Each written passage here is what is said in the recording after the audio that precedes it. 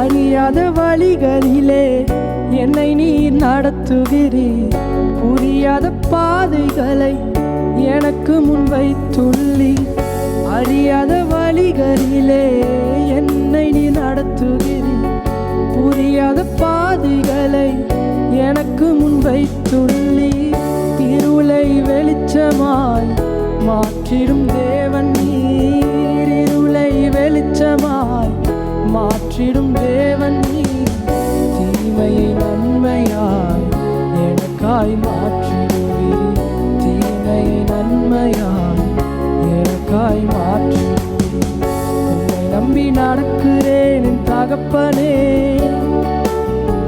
உங்க பாதை நன்மை என்று நம்புகிறேன். உம்மை நம்பி நடக்கிறேன் என் இயேசுவே. உங்க பாதை நன்மை